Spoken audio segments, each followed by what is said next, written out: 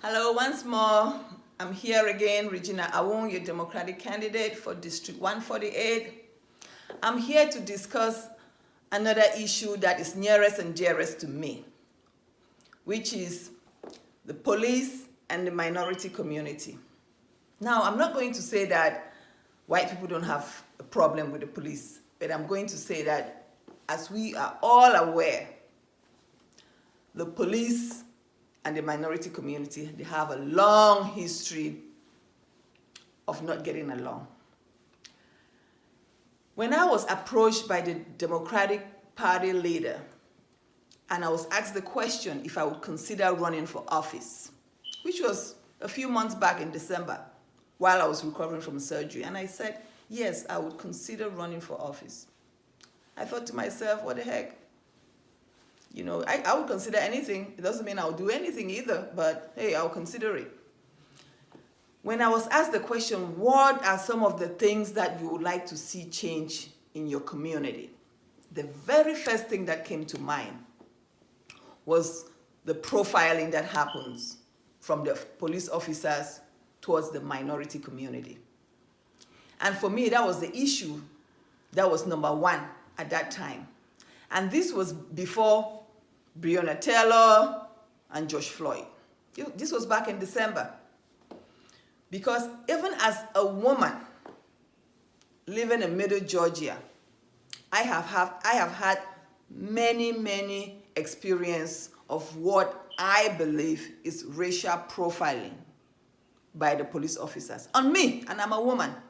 So I can imagine, as a young black man, and I have two young black teenage sons, and I'm not even sure they are aware of how bad it has been for other black people.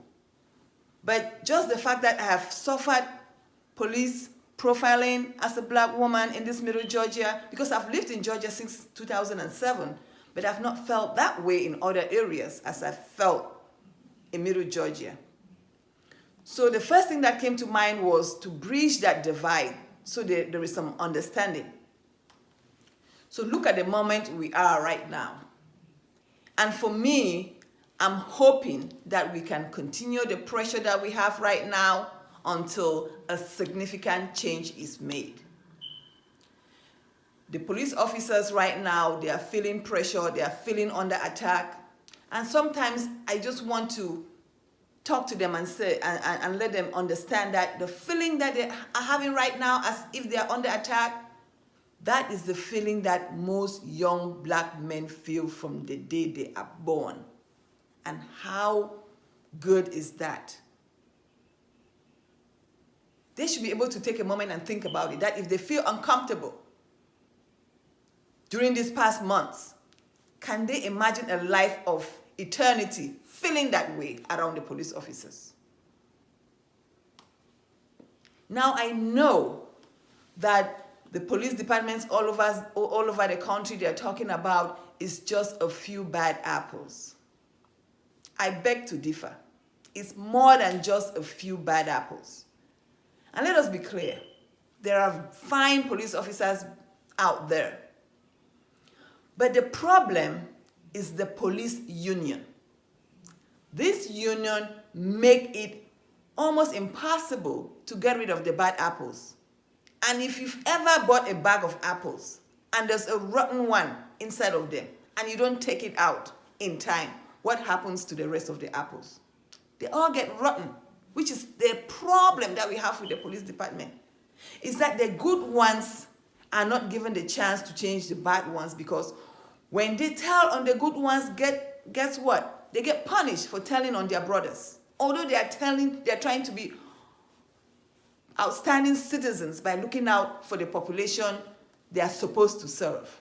No. There's always a backlash when a police officer tells on a police officer within the department. And that's the reason they look the other way. Now, if this union will stop making it impossible for the community to get rid of the bad apples amongst them, then they should shelter the blame for us not trusting them. They can't have it both ways. They can't come out here, harass us, maltreat us, do all kinds of wrong things to us, and when we come with complaint to them, they protect their own. How do they expect these people to change their behavior if you're protecting them? So one of my goals is going to be to make sure that there's more transparency and that we create an agency for reporting police misconduct that is separate from the police department. The police cannot police themselves. They have failed, and we all know that. So we are going to take that policing out of them and put it in the hands of an independent agency.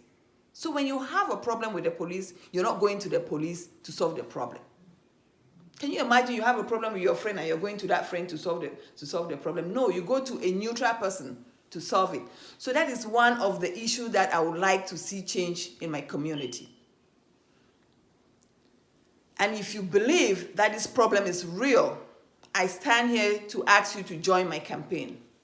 Go to my website in supportforreginaawong.com and read about the things that I stand for.